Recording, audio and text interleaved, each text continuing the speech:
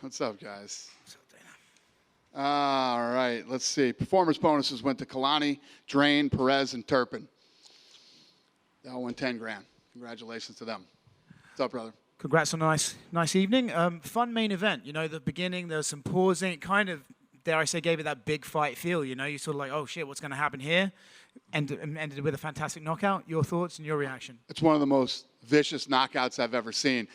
And how about how loud that thing was, too, the slap. What's crazy, too, is I think that, that fight was on its way to him losing on points because of the fouls. If it kept going that way, he needed to get a knockout, and he delivered. That guy's a maniac. Yeah, we'll get on to him in a second. Have you noticed, I feel like sometimes when a guy fouls, you can sometimes see them like foul again and again. It's almost like they get in their own head and they make the same mistake. So for him to be able to turn that round with the last shot and actually get the knockout shows that, hey, you can make adjustments on the fly at this thing. 100%. Listen, this is our fourth event. This thing is 6 months old. And what you're starting to see now, and we were talking about it tonight, is these kids 6 months ago were doing this shit for free. You know what I mean? Now they're getting paid. They're making real money and, quitting their jobs, training, losing weight, stopping smoking, stopping drinking, and whatever else they were doing. Because now this is getting real. And safe to say that Austin is not the hardest guy to market. He'll kind of do that job for you if you need him to. What do you think you can see with him during the future? Yeah, I think that, as people start to get, I equate it to like the first time, first couple times in the UFC. You got the spotlights on you for the first time. Then after a while, you start to feel like, all right, this is my house. I feel comfortable here now. I've been here. I've done this. This is going to start to happen with a lot of these kids. And, I mean, if you look at it already, 2 events ago, you'd have thought nobody would beat AJ, right? Turpin comes out of nowhere. This kid just quit his job. And Bisping, I was just talking to Bisping back there, and Bisping was telling me how what he's noticed since one is that it's almost like these kids are becoming better people now, health-wise and everything else, because they're starting to see a light at the end of the tunnel that there's a future in this thing. Well, that's the difference in like slapping someone for free and it turning into an official sport, right? It's the same thing with MMA when we first bought this thing. One of the things that drove Lorenzo crazy when we first bought the UFC was that everybody had a job. It's like, how can this feel like a real sport when everybody has a job? These guys have to work and do whatever. It used to drive Lorenzo crazy. Co-main event, thoughts on a stoppage? Looked like Crespo thought he could continue. Yeah, listen, you know me, man. Back in the old days, going after the commission with everything. Commission has done a great job with figuring this sport out and how to regulate it and how to ref it, how to judge it. They've done a really good job. This is all a huge work in progress. Work in progress.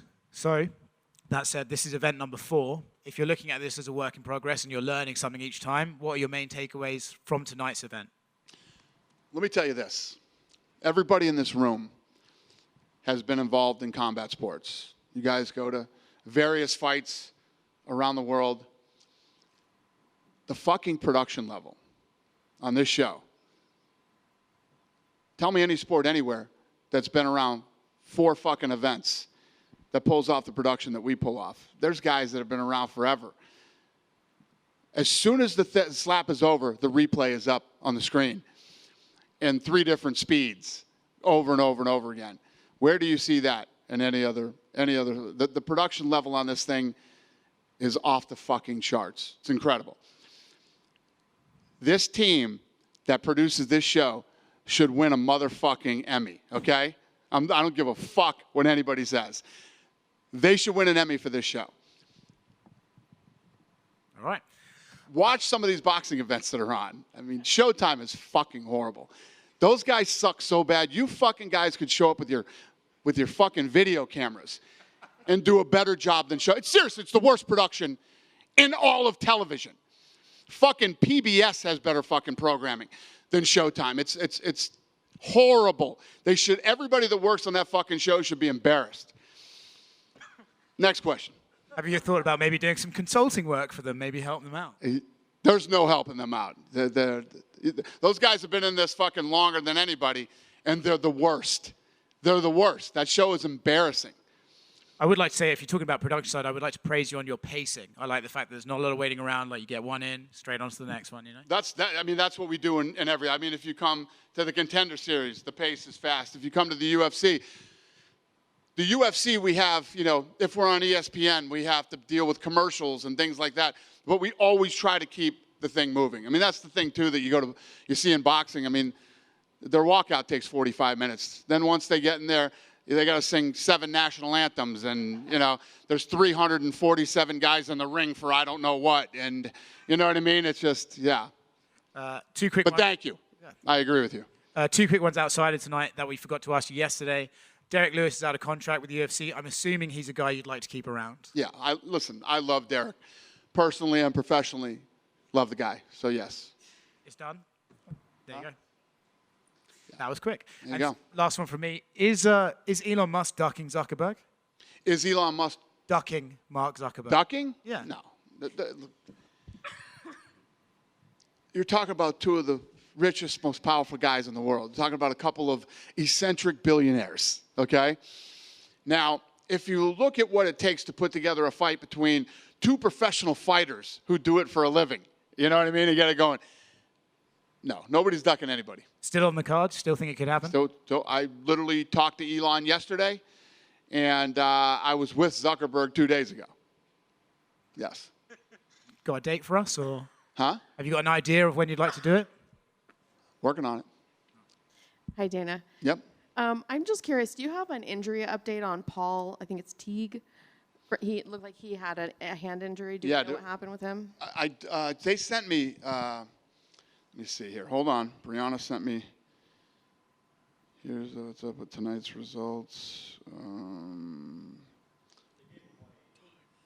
Huh? But there was nothing wrong with his hand, right? Okay. 180 done, cleared. Negative right hand x-ray. Negative. Oh, and there's Paul Teague, too. 180 cleared. Negative right hand x-ray. Yeah, everybody's good. Do you have any thoughts on the fact that a lot of people on social media were saying that he kind of faked that so that he wouldn't have to take the slap? Any thoughts on that? Yeah. Yeah. That's what it seemed like. Yeah. I hate to shit on the guy, but yeah, that's what it seemed like. And there were a couple slappers tonight that called for UFC fights. Is that something that you would be open to even thinking about? Any of them coming over the UFC? I haven't at all. I'm thinking about them slapping. I haven't thought about them fighting at all, no. Yeah, no. Thank you. Thank you. Dana, sitting in the back talking to Nate, just as the interview started, you came over and congratulated him, said you got some texts from some Bills. Just if you can touch on that real quick, and I got a couple others. Yeah, no, Buffalo's supporting the guy. It's awesome. And Dalton Kincaid hit me up. I think he posted about him too. And Josh Allen were both supportive of him tonight. When you look at tonight's card and a lot of the names that are returners, some of the people that have been popular, obviously Koa has been well known long before Power Slap. But for me, coming out of Power Slap 4, Turpin. the rising star was, well, Terp, yeah, but Terp's known. I think Terp's on his 3rd fight. This kid came out of nowhere. But I think Nate opened some eyes tonight. You think Just Nate? Yeah. Oh, I agree. Well, they were the co-main and main event. I mean, yeah, Nate's a beast. I mean, just looking at the guy, his hands are like 2 hands. But I think, in my opinion, obviously Nate's incredible. I mean, he was the co-main event. But Terp, I mean, the guy doesn't look the part. Fucking lunatic. Absolute lunatic. I don't know how the hell he didn't have an aneurysm up there tonight. The way he was screaming, his face was bright red. And Hunter was even saying that Hunter felt like he kept clubbing because he was so crazy and acting like a maniac. It's almost like he had to chill out a little bit to land that slap. But let me tell you what, I think it was his coming out party tonight, because the truth is he was, murdering guys the last couple fights. The question was, could he take a slap from AJ? AJ's legit. He's a real guy, and Yeah, he took 2 slaps from him. You speaking of AJ coming out of 1, I believe it was. You said that he could be the rising and the breakout guy. Do you like after 4 power slaps the roster that you've assembled? Just the same way that you eye talent in UFC and see who your faces are going to be. Do you sort of like what's sort of formulating as the faces of power slap right now? Yeah, well, much like the UFC, you know, our matchmakers put these fights together and find this talent. Same here. Erica and Frank go out there and find this talent, and, you know, we get into the war room and we start talking about who we're going to line up, you know, and after these type of events, now we get back together and we start lining up what's going to happen for October. But Frank and Erica are the ones that are out there finding these guys and finding the talent, and then they come and download me and Hunter on who they are, and, you know, we sort of put together what we think will be the best matches and who will be in line for the next title fights. So it's literally, we run this business just like we do the UFC. And one final question: is Nate in line for Yeah, possibly Nate and Turk, both of them. Yeah. Dana, Yep. you've been around since AJ's first slap, so you know, and he went 5 rounds with Ron, who's probably the best slapper on the planet. So, what was your reaction when Turpin slapped him? I know. Listen, I was really excited tonight to see how he was going to do with AJ. Now I can't wait to see him, you know, him and Wolverine. That's fucking crazy. This kid comes out of nowhere, and he's going to be going up. He beat one of the best in the world tonight, and who knows? I mean, this kid could be a dominant force in this sport. Obviously, a super heavyweight title is probably coming. Is there any day, like, are you trying to rush that, or because the Crazy Hawaiian said that he doesn't feel like there's anybody that for him to fight for the title. Do you agree? There's always somebody to fight. This is the shit that they used to say to me back in the day in the UFC. There's nobody, believe me. And the more, so tonight we launched our video game, mobile app video game. We're number 1 in all of sports. We're number 4 in all of video games. So when you look at the power that game is going to have too on the athletes and recruiting and getting new people to come in, the video game's huge. We're number 1 in all of sports. We launched it today. We're number 4 in all of video games. We're beating like FIFA and Call of Duty and games like that. So you said, you know, big deal. Obviously, you're planning to go to Europe and get all these Russians and Poland. And, like, is that where you're going to get your super heavyweight crop to maybe fill the league? Yeah. You know, as we're heading into season 2, working on all the details right now in season 2. And, yeah, we're going to start bringing in some guys from all over the world. We don't know. Abu Dhabi, season 2 might be in Abu Dhabi. If not, we're doing season 3 in Abu Dhabi. So we're trying to figure that all out right now.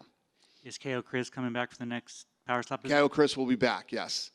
And is there anything you can tease for Power Slap 5? Like, do you have a fight that's already ready to go? Frank, anything you want to tease, Frank? He's learning quick. He's learning quick. Go ahead, brother. Dana, you know, tonight we didn't have a title match. However, you know, one of the most entertaining cards, I think, of the numbered cards to date. How does that make you feel to see the talent, you know, shine out here tonight without having a title on the line? Yeah, no, tonight was fun. You know, as we go into these events, like tonight there was no title fights, but this was one of those cards. It was like a fight night. You know, we were excited about a few of the fights on the card. And were you guys there for the early ones that we did? You guys went. Oh, fuck.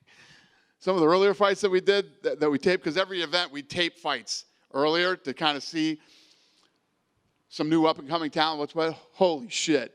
Yeah, there was some crazy ones earlier too, but it was a great night. It was awesome, and the numbers were fucking great tonight too. So we're pumped. I mean, we'd love to have an invitation to that, absolutely. But the Crazy Hawaiian actually came out and said that he would fight his brother. You know, should the numbers be right? How excited would you be for that? I actually feel a little weird about that. But that's pretty gangster. He said they've been slapping each other their whole life. Wow.